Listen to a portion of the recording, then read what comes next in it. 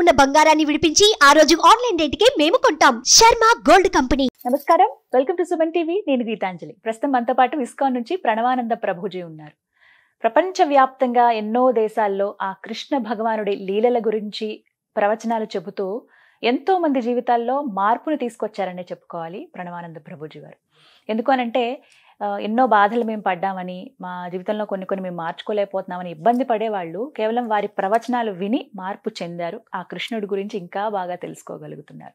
అలాంటి వారిని స్టూడియోకి ఆహ్వానించాము.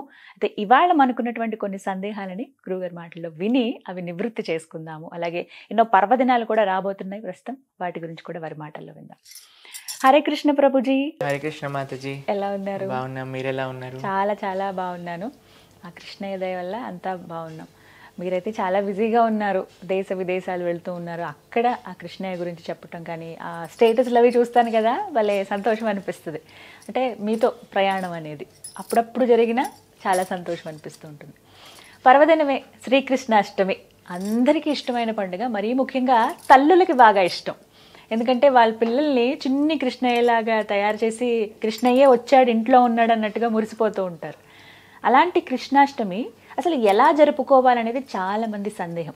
విగ్రహాలు పెట్టుకుంటాము, కాలు అడుగులు వేస్తాము, అంత దూరం నుంచి ఆయన వచ్చినట్టుగా ఆయనకి ఇష్టమైనటువంటి ప్రసాదాలు అవి పెడతాం.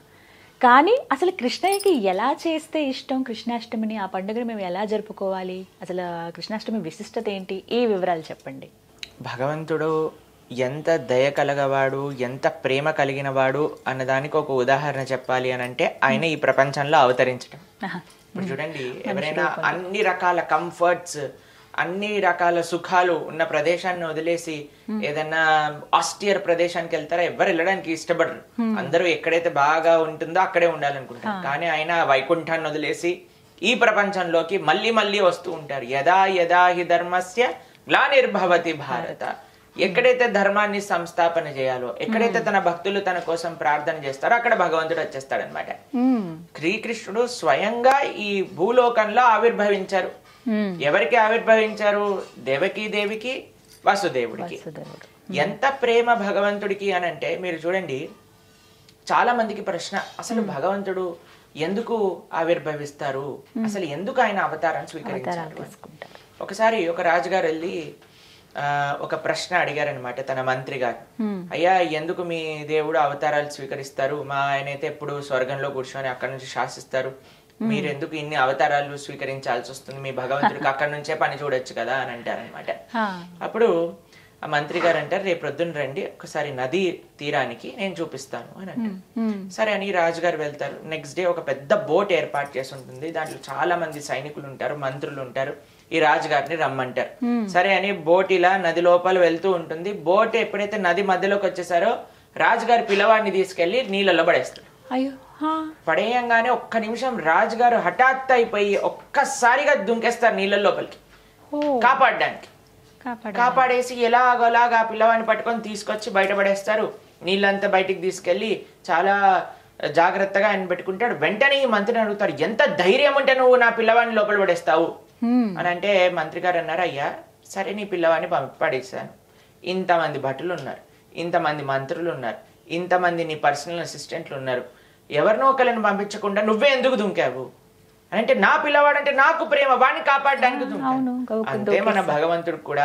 మనం కూడా ఈ సంసారంలో మునిగిపోయి ఉంటే ఆయన స్వయంగా మన కోసం ఈ సంసారంలో దూకుతున్నాడు మనల్ని కాపాడడానికి.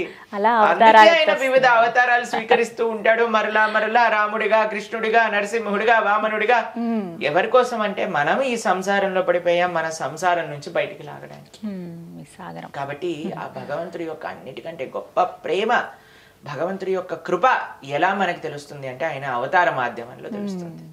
అది కూడా కృష్ణావతారం ఎంత దగ్గరగా మనందరికి. ఇందాక మీరు అన్నారు కదా, తల్లులకి చాలా ఇష్టం. ఎందుకంటే చిన్నపిల్లలంటే ఎవరికైనా ఇష్టం అండి. వాళ్ళు ఏం మాట్లాడినా మనకి ముద్దుగా అనిపిస్తుంది. ఎంత అల్లరి చేసినా సరే మనం ఊరుకుంటాము. ఏం చేసినా సరే వాళ్ళు అనేది నిజంగా మనల్ని అంటున్నారో లేదో తెలియదు, కానీ మన భావన ఉంటుంది, అరే వాడు నన్ను అన్నాడు, అమ్మ అన్నాడు చూడు, నాన్న అన్నాడు చూడు, తాత అన్నాడు చూడు అని. పిల్లల్ని మోహిచ్చేస్తారు అందరూ కూడా. పిల్లల పట్ల కోపం ఎవరికి రాదండి సహజంగా. చిన్నపిల్లలు అంటే వాళ్ళు ఏం చేసినా సరే ఆనందంగా అనుభవిస్తాం అనమాట. అయితే భగవంతుడు అనుకున్నట్ట, అరే వీళ్ళందరికీ పిల్లలంటే చాలా ఇష్టం కదా, నేను కూడా ఒక పిల్లవాడిని అవుతా, నేను కూడా ఒక పిల్లవాడే లీలలు చేస్తా. ఎంత ముగ్ధ మనోహరంగా ఉంటాయండి కృష్ణుడి యొక్క లీలలు. అద్భుతం. కానీ ఒక పిల్లవాడికి భగవంతుడికి చాలా తేడా ఉందండి. ఏ విధంగానో చెప్తాను. ఒక పిల్లవాడు ఎప్పుడైనా మీరు చూసారా, చిన్న పిల్లలు పుట్టంగానే అమ్మా ఎలా ఉన్నావు బాగున్నావా అని పలకరిస్తారా? ఏడిపే తెలుస్తుంది పిల్లవాడు. ఎవరైతే ఈ ప్రపంచంలో పుడతారు. కానీ భగవంతుడు పుట్టినప్పుడు ఏం చేశాడు తెలుసా అండి? దేవకి వసుదేవుల్ని నవ్వుతో పలకరించాడు. ఆయన ఆవిర్భవించటమే చిన్న పిల్లవాళ్ళ ఆవిర్భవించలేదు, శంఖచక్ర గదా పద్మాలు పట్టుకొని ఆవిర్భవించారు.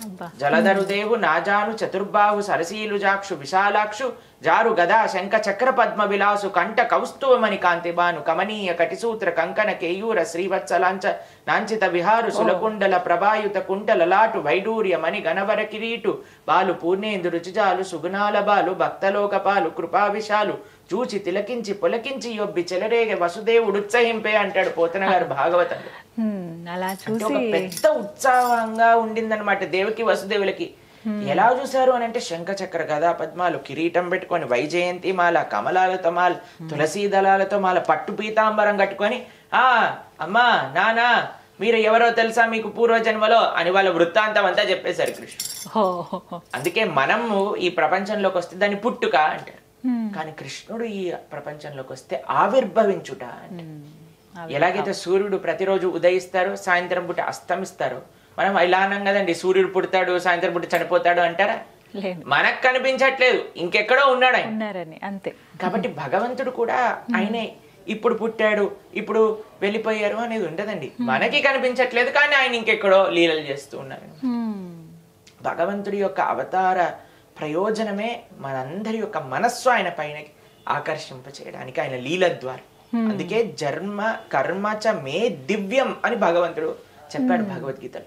దివ్యమైనది, జన్మతో సాక్షాత్తుగా. ఎవరండి అలా మాట్లాడి అంత చక్కగా తల్లిదండ్రుల్ని ఉదార్చి వాళ్ళని అయ్యన్న నీ అడ్రస్ లో డ్రాప్ చెయ్యి అని చెప్పి వసుదేవుని తీసుకెళ్లి గోకులంలో దిగేశాడనమాట కృష్ణుడు. ఎంత ఆనందం, ఎంత ఆనందం చెప్పండి. కాబట్టి ఆ కృష్ణ పరమాత్మ ఆవిర్భవించిన రోజు జన్మాష్టమి. శ్రావణ మాసంలో వచ్చే శుద్ధ అష్టమి రోజు మనం జన్మాష్టమి చేసుకుంటాం. ఏం కావాలి భగవంతుడికి, ఎలా చేసుకోవాలి కృష్ణాష్టమి అని మీరు అడిగారు. భగవంతుడికి ఏం కావాలి ఆయన పెద్ద లిస్ట్ ఇచ్చేసారండి. అవునా? ఎలా జరుపుకోవాలండి మరి? మీరు ఒక పెద్ద విఐపి వస్తున్నారనుకోండి, ముందే వాళ్ళు లిస్ట్ పంపిస్తారు. ఇవి ఇలా సిద్ధం చేసి ఉండాలి, ఇదే తీసుకుంటారు, ఇదే ఉండకూడదు, ఇవి ఉండకూడదు, ఈ పదార్థాలతో చేయాలి, ప్యూర్ ఆర్గానిక్ ఘీ యూజ్ చేయాలి, అన్ని ఆర్గానిక్ ఫార్మ్ ఇంగ్రీడియంట్స్ తోటే వంట చేయాలి, అవి ఇవన్నీ ఓ పెద్ద లిస్ట్ వస్తుంది అనమాట. తర్వాత ఇంత సెక్యూరిటీ గార్డులు ఇలా ఉండాలి, ఎవరు ఉండకూడదు, రోడ్ అంతా ఖాళీగా ఉండాలి.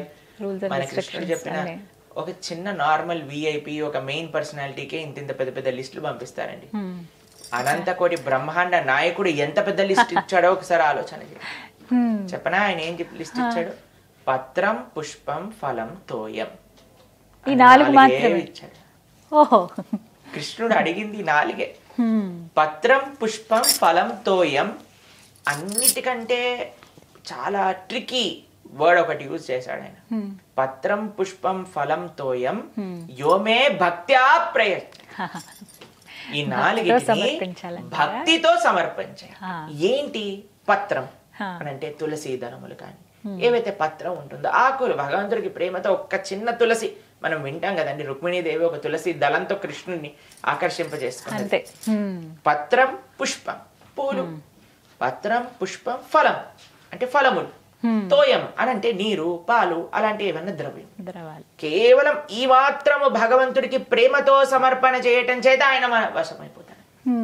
అది భగవంతుడి దగ్గర ఉండే ఒక అద్భుతమైన గుణం అండి.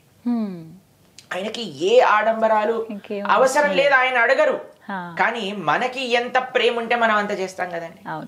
కాబట్టి కృష్ణాష్టమి ఆ కృష్ణుడు మనకి జీవితంలో ఇచ్చిన కృప, కృష్ణుడు అవతరించిన లీలలు ఎప్పుడైతే మనం భాగవతం ద్వారా భగవద్గీత ద్వారా ఆయన ఇచ్చిన బోధనలు ఎప్పుడైతే మనం వింటామో, కృష్ణం వందే జగద్గురు, అటువంటి జగద్గురువుకి మనందరి యొక్క కొంతమంది ఆయనని చిన్న పిల్లవాళ్ళలా భావిస్తాడు, కొంతమంది ఆయనని ప్రియుడిలా భావిస్తారు, కొంతమంది ఆయనని ఫ్రెండ్ లా భావిస్తారు, కొంతమంది ఆయనని స్వామిలా భావిస్తారు, ఒక గురువులా చూస్తారు, కొంతమంది గురువులా భావిస్తారు. అవును. కాబట్టి అందరూ కూడా తమ యొక్క కృతజ్ఞత, తమ యొక్క ప్రేమను కృష్ణుడికి ఎలా తెలుపుకుంటారు జన్మాష్టమి రోజు అని అంటే, మనకి లడ్డు గోపాల్ అని ఉంటారు, ఇలా పాకే కృష్ణుడు ఉంటాడు, లేదా రాధాకృష్ణుల యొక్క విగ్రహాలు ఉంటాయి కొంతమంది దగ్గర. అయితే మనం చక్కగా అభిషేకం చేసుకోవాలి భగవంతుడికి. రాత్రి వరకు, అర్ధరాత్రి వరకు ఉపవాసం ఉండాలి అని నియమం కృష్ణాష్టమి రోజు. రాత్రి 12 o'clock వరకు. అప్పుడు భగవంతుడికి అభిషేకం చేసి నైవేద్యంలో ఆ రోజు విశేషంగా చెప్పన్ భోగం చేస్తారు. మీకు తెలుసా చెప్పన్ భోగం అంటే 56 రకాలు చేస్తారు. 56 రకాల నైవేద్యములు, ముఖ్యంగా తీపి నైవేద్యములు అన్ని కూడా కృష్ణుడికి చేసి, రకరకాల నైవేద్యములు చేసి, తులసి, కృష్ణుడికి పెట్టే ప్రతి ద్రవ్యం పైన తులసి ఉండాలి. అభిషేకం చేసేటప్పుడు నీటిలో తులసి ఉండాలి, పాలల్లో తులసి ఉండాలి, పెరుగులో తులసి ఉండాలి, తర్వాత మనం ఏదైతే తేనె పెడతాం దాంట్లో తులసి ఉండాలి. తులసితో చేసే ఆరాధననే భగవంతుడు స్వీకరిస్తారు. కాబట్టి ఈ జన్మాష్టమి రోజు మీరు భగవంతుడికి చేసే ఆరాధనలో తులసి ఉపయోగం చాలా బాగా చేయాలి. అటు అభిషేక ద్రవ్యముల పైన, అటు నైవేద్యాల పైన, దాని తర్వాత భగవంతుడికి తులసి అర్చన. భగవంతుడికి అలంకరణ అంటే చాలా ఇష్టం, మీ అందరికీ తెలుసు. కాబట్టి చక్కగా అలంకరించి ఉయ్యాల్లో వేస్తారు. ఆ రోజు ఉయ్యాల్లో పెట్టి చక్కగా ఉయ్యాలతో స్వామి సాత్వికమైన ఆరాధన అండి. మన సనాతన ధర్మంలో ఉన్నదే సాత్వికమైన ఆరాధన. అది ఎవరికైనా సరే సాత్విక ఆరాధననే పరమమైన ఆరాధన అని చెప్పి ఉన్నారు. కాబట్టి చాలా భగవంతుడికి ఎంత సాత్వికం అంటే, కొన్ని తులసి దళాలు పెట్టి, పుష్పములు పెట్టి, చక్కగా పూలతో అలంకరణ చేసి, స్వామికి చక్కగా పట్టు పీతాంబరాన్ని కట్టి, నైవేద్యములు, వివిధ నైవేద్యములు తయారు చేసి, మనకి శక్తి ఉన్నంత నైవేద్యములు తయారు చేసుకోవాలి. చక్కగా భగవంతుడి దగ్గర పేర్చి నైవేద్యములు నివేదన చేసి, దాని తర్వాత ప్రసాదాన్ని స్వీకరించవచ్చు. ముఖ్యంగా ఉండవలసిన ప్రసాదం అంటే ఏంటండి? నైవేద్యం ఏది పెట్టాలి అసలు? భగవంతుడికి వెన్న, దానిపైన కొద్దిగా మిశ్రీ అని అంటారు, మక్కన్ మిశ్రీ ఆయనకు చాలా ఇష్టం. తర్వాత లడ్డూలు చేయొచ్చు. పాలతో చేసిన పదార్థాలన్నీ కూడా స్వామికి చాలా ఇష్టం అని కూడా చెప్తారు. కాబట్టి మెయిన్ గా మనము ఏవేవి స్వామికి చేయవచ్చు సాత్వికమైనవి అని అంటే, ఉల్లిపాయలు, ఎల్లిపాయలు, ఎటువంటి మాంసాహారము ఇవన్నీ వాడకుండా చేసిన పదార్థాలన్నీ కూడా భగవంతుడికి చక్కగా నివేదన చేసుకోవచ్చు. ఆరాధన చేసేటప్పుడు అండి పఠించవలసినటువంటి ఏం మంత్రం జపించాలి ఆ రోజున? మనము శ్రీకృష్ణాష్టమి రోజు మనం కృష్ణ అష్టోత్తరం చెప్పుకోవచ్చు, శ్రీకృష్ణ సహస్రనామం చెప్పుకోవచ్చు, హరే కృష్ణ మహామంత్ర కీర్తన చేసుకోవచ్చు. భగవంతుడికి కీర్తన చాలా ఇష్టం. ఇప్పుడు పిల్లలు ఏడుస్తూ ఉన్నారనుకోండి, మనం పాటలు పాడుతూ ఉంటాం వాళ్ళ కోసం. కాబట్టి కృష్ణుడు చిన్న పిల్లవాడు కదా, కాబట్టి చక్కగా హరే కృష్ణ కీర్తన ఎంత మంచిగా పాడుతూ, వివిధ కీర్తనలు, ముద్దుగారే యశోద, ఎన్ని అన్నమాచార్య కీర్తనలు, త్యాగరాజ స్వామి వారి కీర్తనలు, కృష్ణుడి పైన లేని పాటలా అండి. ఎంతమంది అద్భుతంగా రచించిన కీర్తనలు పాడుతూ ఆయన చిన్న పిల్లవాడిగా భావించి ఆయన ముద్దు చేయాలన్నమాట. ఆ రోజు మెప్పించడానికి ప్రయత్నించాలి. కాబట్టి అలా కృష్ణాష్టమి. దాంతో పాటు విశేషంగా మనమండి ఇంట్లో చేసుకుంటాం పూజలన్నీ, కరెక్టే.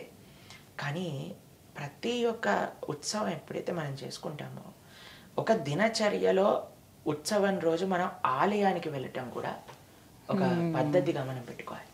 ఎందుకంటే ఇంట్లో వీఆర్ కన్స్ట్రెయింట్, ఇన్ని చేయగలుగుతాం. ఇప్పుడు చూడండి, మా ఆలయంలో కృష్ణాష్టమి రోజు కనీసం 2-3 వేల రకాల నైవేద్యములు భగవంతుడికి పెడతాం. 3,000 రకాల 2-3 వేల రకాలు ఉంటాయి నైవేద్యములు కంపల్సరీగా భగవంతుడికి ఉంటాయి. అభిషేకం, మహాభిషేకం, కనీసం ఒక 20-30 ద్రవ్యాలతో భగవంతుడికి అభిషేకం జరుగుతుంది. అలంకరణ వైభవంగా. ఇప్పుడు ఇస్కాన్ ఆదిలాబాద్ లో మేము కృష్ణ జన్మాష్టమి 25,000 మందికి ఏర్పాట్లు చేస్తున్నాం. కాబట్టి వైభవంగా జరుగుతుంది కదండి. కాబట్టి ఆలయంలోకి వెళ్ళి స్వామి ఆలయంలో కూడా మనం ప్రార్థన చేసుకోవడానికి ప్రయత్నం చేయాలి. ఇప్పుడు మన హైదరాబాద్ ఇస్కాన్ లో ఎంత ఘనంగా అబిడ్స్ లో ఉండే టెంపుల్ లో చాలా ఘనంగా కృష్ణ జన్మాష్టమి చేస్తారు. కాబట్టి మన దగ్గరలో ఉండే ఇస్కాన్ టెంపుల్ కి, కృష్ణ మందిరాలకి వెళ్ళి అక్కడ కూడా ఒకసారి దర్శనం చేసుకోండి. అక్కడ ఉండే వాతావరణం వల్ల మనకి ఇన్స్పిరేషన్ వస్తుంది మనం ఇంట్లో బాగా చేసుకోవడానికి తెలుస్తుంది. కాబట్టి చక్కగా ఆలయానికి వెళ్ళటం, గోసేవ చేసుకోవటం. ఎందుకంటే ఆయన గోవులకి అంటే చాలా, కృష్ణుడు అంటే ప్రీతి, కృష్ణుడికి గోవులు అంటే ప్రీతి, ఇష్టం. కాబట్టి గోసేవ చేసుకోవడం, వీలున్నంత దానం ఆ రోజు అన్నదానానికో, భగవంతుడి యొక్క సేవలకో మనం మన ద్రవ్యాలను సమర్పణ చేయటం కాబట్టి అలా చేస్తూ అటు ఆలయ వ్యవస్థకి చక్కగా మనం దర్శనము దానము అవన్నీ చేసుకోవాలి. అలానే మన ఇంట్లో ఉండే స్వామికి కూడా చక్కగా ఆరాధన, అలంకరణ, నైవేద్యము, దీపధూపాదన్ని కూడా చేసుకోవాలి. మన తెలుగు వారి యొక్క సాంప్రదాయం అంటే దక్షిణ భారతదేశంలో ఇలా అడుగులు వేస్తారనమాట. ఎవరైనా చిన్న పిల్లలు ఉంటే చిన్న పిల్లలతో వేస్తారు, లేదా చేతులతో అడుగులు వేస్తారు. కృష్ణుడు మన ఇంటికి వచ్చినట్టు భావన చేస్తారు. కాబట్టి అన్నిటికంటే ముఖ్యం కృష్ణుడు తేవచ్చు, కానీ కృష్ణుడు పంపించేయకూడదు అనమాట. కృష్ణుడి ఇంట్లోనే ఉంచాలి. కృష్ణుని ఇంట్లోనే ఉంచాలి అని అంటే ఎప్పటికీ ఆయన కృష్ణ జన్మాష్టమి ఒకటి బర్త్డే చేసేసి పాపం పిల్లవాడిని వదిలేశారనుకోవాలి, ఎలా ఉంటుంది చెప్పండి ఆయనకి. అలానే కృష్ణుని పెంచుకుంటూ ఉండండి. జన్మాష్టమి నుంచి కృష్ణుని పెంచుకోవటం అంటే కృష్ణ భక్తిని మంచిగా ఆచరిస్తూ ఉండటం. ఆ రోజు సంకల్పం తీసుకోండి, కృష్ణ ఈ రోజు నుంచి నీ భక్తి శ్రద్ధలతో మిమ్మల్ని ఆరాధన చేస్తాము, ఒక మంచి ధర్మ మార్గంలో భగవద్గీత చదువుతాను, నువ్వు చెప్పిన విషయాలు అర్థం చేసుకుంటాను అంటే కృష్ణుడు ఎప్పుడు ఇంట్లోనే ఉంటాడు, ఇంకెళ్ళడు. నెక్స్ట్ డే మార్నింగ్ ఇంట్లో తుడి చేసిన అడుగులు ఆయన ఇంట్లోనే సెటిల్ అయిపోతాడు పర్మనెంట్ గా. మనకు కానీ భక్తి ఉంటే, మనకు కానీ ఆ ప్రేమ చూపించగలిగింది. కాబట్టి కృష్ణాష్టమి రోజు కాదు, మనకి ప్రతి రోజు కృష్ణాష్టమి, అది మన జీవితాన్ని యొక్క లక్ష్యం. అలా జరుపుకోవాలి. ఒకసారి నమ్ముకుంటే ఉండు అంటే ఆయన ఎప్పుడు మనతోనే ఉంటారండి, అది మాత్రం నిజం. చాలా చక్కగా వివరించారు. చాలా సందేహాలు ఇవి ఎలా జరుపుకోవాలి ఏంటి అనేది. ఇంట్లో పూజ చేసుకోవడం, అలాగే ఆలయానికి వెళ్ళటం, గోసేవ చేయడం అనేది అదొక విధిగా పెట్టుకోవాలి అందరూ. చాలా చక్కగా వివరించారు ప్రభుజీ. హరే కృష్ణ. హరే కృష్ణ.